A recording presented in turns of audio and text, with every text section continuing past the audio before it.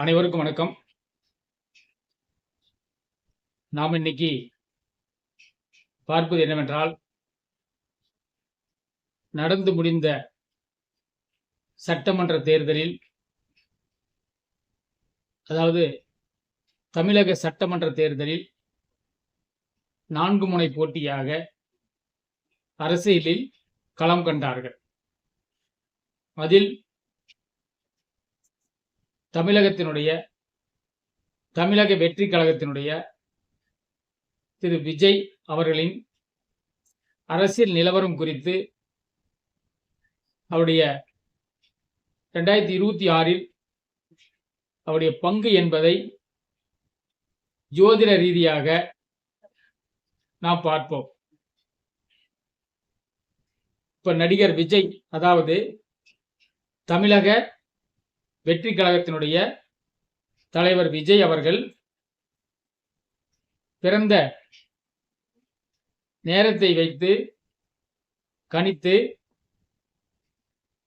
4/5/2026இல் தமிழக தேர்தல் வாக்கு எண்ணிக்கையின் அன்று அவருடைய ஜோதிடத்தினுடைய நிலை என்ன என்பதை நாம் சற்று பார்ப்போம். இப்ப நடிகர் விஜய் பிறந்த தேதி என்னவென்றால் 22/6/1974 பகல் 1 மணிக்கு பிறந்திருக்கார். சில ஜோதிடர்கள் கணிப்பு கடக லக்னம் என்று கணித்துள்ளார்கள். ஆனால் என்னுடைய ஜோதிட கணிப்பின்படி திரு விஜய் அவர்கள் கன்னியா லக்னம் என்று நான் கணித்திருக்கின்றேன். ஏனென்று சொன்னால், கன்னியா லக்னத்தில் பிறந்தவர்கள் யாராக இருந்தாலும் சரி, பேசும்போது தன்னுடைய கைகளை இடுப்பில் வைத்துக் கொண்டுதான் பேசுவார்கள். அதுபோல நடிகர் விஜய் அவர்கள், தமிழக வெற்றி கழகத்தினுடைய நிறுவனர் தலைவர் விஜய் அவர்கள் மேடைகளில் பேசும்போது தன்னுடைய கையை இடுப்பில் வைத்துக் கொண்டுதான் பேசுகின்றார். அப்படி பார்க்கும்போது அவருடைய லக்கணம் கன்னியா லக்கணம், ராசி கடகராசி, நட்சத்திரம் பூச நட்சத்திரம் 1ஆம் பாதம். அதே போல நடப்பு திசை சுக்கிர திசை எப்பொழுது என்றால், சுக்கிர திசை 17/12/2032 வரை அவருக்கு சுக்கிர திசை நடக்கின்றது. சனி புத்திநாதன் புத்தி சனி புத்தி நடக்கின்றது. சுக்கிர திசையில் சனி புத்தி. சனி 17/12/2028 வரை சனி புத்தி நடக்கின்றது. அந்தரம் என்று பார்த்தால் புதன் அந்தரம். புதன் 29/9/2026 வரை புதனுடைய அந்தரம். புதன் என்பது லக்னாதிபதியுடைய அந்தரம்.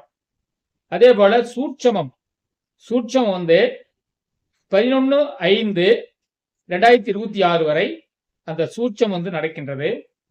பிராணன் என்று சொல்லக்கூடியது யார் என்றால் ராகுதான்.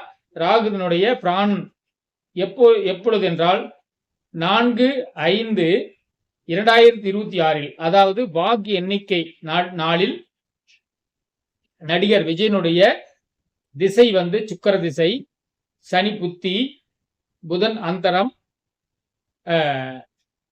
சூட்சம் புதன் சூட்சமம், பிராணன் ராகு பிராணன். இப்ப சுக்கிரன் இவருக்கு பாக்கியாதிபதியினுடைய திசை நடக்கின்றது. இவர் பிறந்த திதி திருதியை திதி. அவருடைய அதிதேவதை யார் என்றால் சுக்கிரன். இவருடைய யோகம் நாம யோகம் என்று சொல்லக்கூடிய வியாகாதம் நாம யோகம். அதனுடைய யோகி சுக்கிரன். அதே போல கரணநாதன், இவர் பிறந்த கரணம் தைதுளை கரணம். சோ தைதுளை கரணத்தினுடைய அதிதேவதை சுக்கிரன். சோ கரணநாதனுடைய திசை சுக்கிர திசை நடப்பில் நடக்கின்றது. கன்னியா லக்னத்திற்கு அவர் 9ஆம் இடத்தில், அதாவது ரிஷபத்தில் ஆட்சி பெற்று கேதுவுடன் சேர்ந்து திசை நடத்தி கொண்டிருக்கின்றார். கேது என்பது கொடி. 9 என்பது தர்மஸ்தானம். அதனால தர்மப்படி நியாயப்படி அவர் அந்த திசாநாதன் நடத்தி கொண்டுள்ளார். அது சூரியன் சாரம். சூரியன் என்பது அரசியல் அரசாங்க தொடர்பு உண்டு. அதே போல இவருடைய லக்கணம் கன்னி லக்கணம். லக்கணத்திற்கு 10ஆம் இடத்தில் சூரியன் உள்ளார். சூரியன் என்பது அரசு, அரசாங்க தொடர்பு, அரசியல் தொடர்பு எல்லாம் குறிக்கக்கூடியது. எவரொரு ஜாதகத்தில் லக்கணத்திற்கு 10ல் சூரியன் இருந்தால் திக்பலம் என்று சொல்லுவோம். அதுபோல சூரியன் திக்பலம் பெற்று 10ஆம் இடத்தில் உள்ளார். அதே போல சனி பகவான் 10ல் உள்ளார். 10ஆம் இடம் என்பது உச்ச பதவி, உயர்ந்த அந்தஸ்து. அதே போல நிர்வாக திறமை, அரசியல் அரசாங்க தொடர்பு, பிரதமர், முதலமைச்சர் போன்ற இவர்களுக்கெல்லாம் 10ல் சூரியன், அதே போல செவ்வாய் இருந்தால், திக்பலம் பெற்றிருந்தால் கண்டிப்பாக அரசு துறையில் உயர்ந்த பதவியில் இவர்கள் இருப்பார்கள். அதே போல தலைமை பொறுப்பு இவர்களுக்கு உண்டு. அதனால இந்த நடிகர் விஜய் அவர்களின் ஜாதகத்தில் கன்னியா லக்னத்திற்கு 10ல் சூரியன் உள்ளார். அதே போல சனி பகவான் உள்ளார். அதே போல லக்னாதிபதி என்று சொல்லக்கூடிய புதன் பகவான் 10ஆம் இடத்தில் ஆட்சி பலம் பெற்று அதாவது வக்கரம் பெற்றுள்ளார். வக்கரம் என்பது இரட்டைத்தன்மை, மிதுனம் என்பது இரட்டை குறிக்கும். அதனால இவர்கள் 2 முறை அரசியல் ரீதியாக இருந்தாலும் சரி, தலைமை பொறுப்பு 2 முறை இவர்கள் அனுபவிப்பார்கள் என்று நாம் இந்த ஜோதிட ரீதியாக நாம் சொல்லலாம். அதே போல இந்த 10ஆம் இடத்தில் இருக்கின்ற லக்னாதிபதி, அதாவது மிதுனத்தில் சூரியன், சனி பகவான், லக்னாதிபதி என்று சொல்லக்கூடிய புதன் பகவானை குரு 5ஆம் பார்வையாக, அதாவது அதிர்ஷ்ட பார்வையாக சூரியன், சனி, லக்னாதிபதி என்று சொல்லக்கூடிய புதனை பார்வை செய்கின்றார். அதனால இவருக்கு கண்டிப்பாக நல்ல உச்ச பதவி கண்டிப்பாக கிடைக்கும். கோச்சாரத்தில் குரு பகவான் மிதுன ராசியிலே இருக்கின்றார். சோ பிறந்த கால குருவை கோச்சார குரு பார்க்கின்றார். கோச்சார குருவை பிறந்த கால குரு பார்க்கின்றது. சோ குருவும் பார்க்கும்போது நல்ல யோகத்தை கொடுக்கக்கூடிய தன்மை இருக்கும்.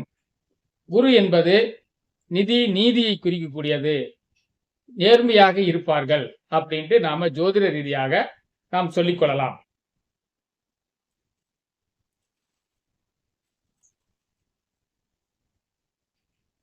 இப்போ ராசி சக்கரத்தை பார்த்தோம்.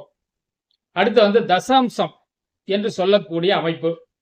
இவர்களுக்கு சமூக சேவை, தொழில் இதெல்லாம் சரியாக வருமா அப்படின்ட்டு பார்க்கும்போது ராசி சக்கரத்தை எப்படி பார்த்தோமே அதே போல தசாம்ச சக்கரத்தை பார்க்க வேண்டும். திரு தமிழக வெற்றி கழகத்தினுடைய நடிகர் விஜய் அவர்களின் தசாம்சம் சக்கரம் விருச்சிக லக்கணம். லக்கணத்துக்கு 2ஆம் இடத்தில் புதன் பகவான், 3ஆம் இடத்தில் சுக்கிரன், அதே போல 5ஆம் இடத்தில் ராகு, 7ஆம் இடத்தில் சந்திரன் உச்சமாக இருக்கின்றார். அதே போல 9ஆம் இடத்தில் செவ்வாய் நீசமாக இருக்கின்றார். 10ஆம் இடத்தில் சூரியன் திக்பலமாக இருக்கின்றார். அதாவது ராசி சக்கரத்தில் எப்படி 10ஆம் பாவத்தில் சூரியன் திக்பலம் பெற்றுள்ளாரோ அதே போல தசாம்சம் சக்கரத்திலும் சூரியன் சிம்மத்தில் ஆட்சி பலம் பெற்று திக்பலம் பெற்றுள்ளார். சோ ஆட்சி பிளஸ் திக்பலம் பெற்றுள்ளார். இரட்டைத்தன்மை, அதாவது டபுள் பவர் அதிகமா இருக்கும். அதுபோல அதே போல 11ஆம் இடத்தில் குருவும் கேதுவும் உள்ளார். 11இல் குரு கேது இருப்பது ரொம்ப சிறப்பு. அதே போல 12ஆம் இடத்தில் சனி பகவான் உச்சம் பெற்றுள்ளார். அதனால தசாம்சத்தில் கூட தசாம்சம் சக்கரத்தில் கூட சூரியன் திக்பலம் பெற்று ஆட்சி பலம் பெற்றுள்ளார். சந்திரன் வாடிக்கையாளர், சந்திரன் ரசிகர்கள், சந்திரன் கூட்டம் 7ஆம் இடத்தில் உச்சம் பெற்றுள்ளார்.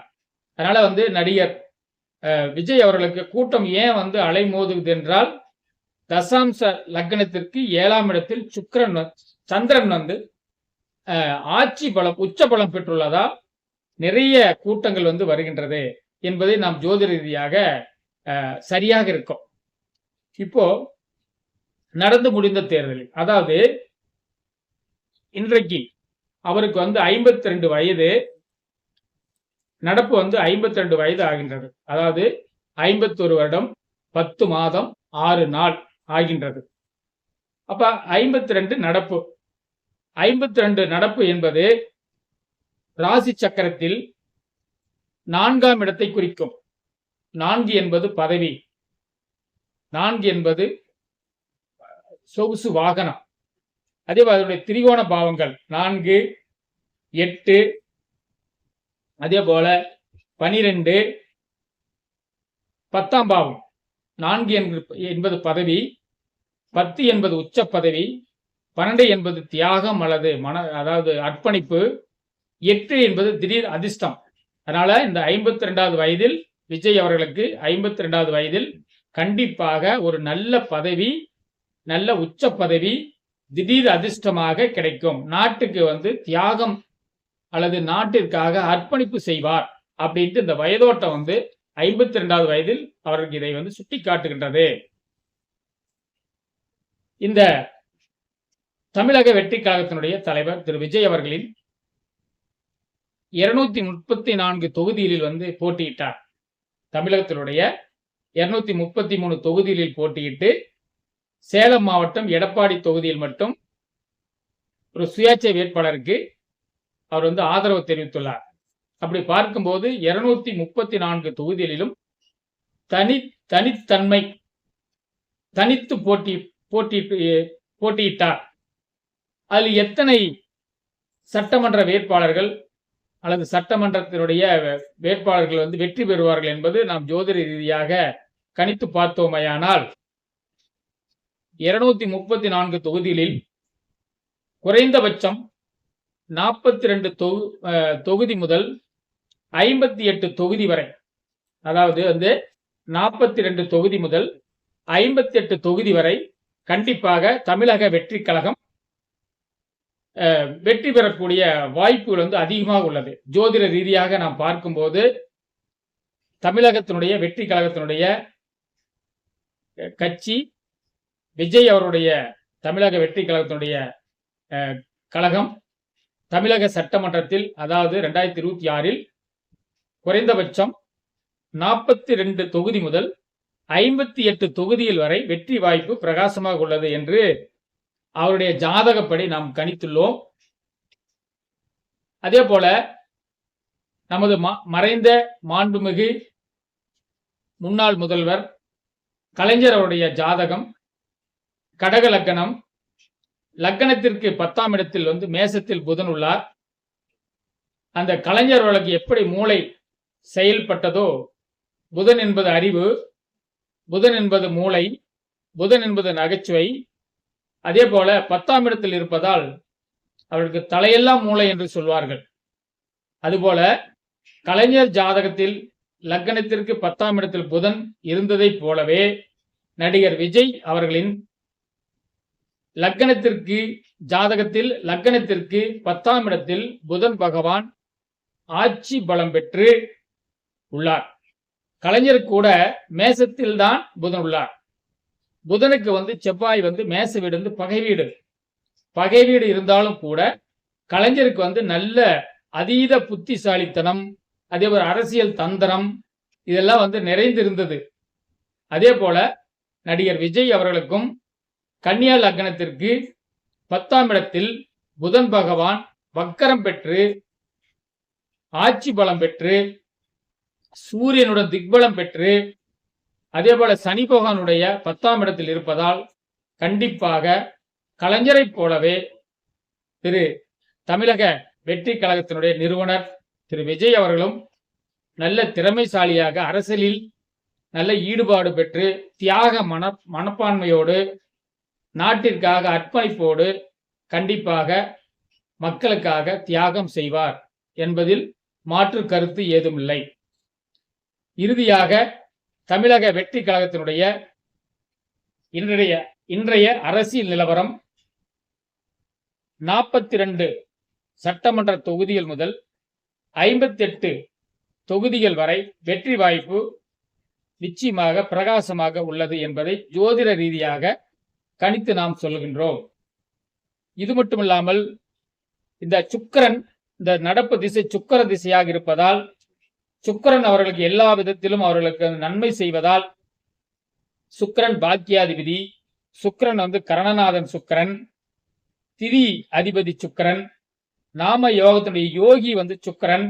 சோ சுக்கிரனுடைய புத்தி, சுக்கிரனுடைய திசையில் கண்டிப்பாக வருகின்ற, அதாவது 2032 வரை, அதாவது 16/12/2032 வரை அந்த திசை சுக்கிர திசை நடப்பதால் கண்டிப்பாக அவர்கள் மீண்டும் 2031 இதைவிட மிக பயங்கரமாக அரசியலில் தீவிரமாக செயல்பட்டு 2ஆம் முறையும் அவர் வெற்றி பெறுவார் என்பதில் மாற்று கருத்து ஏதுமில்லை. நன்றி, வணக்கம்.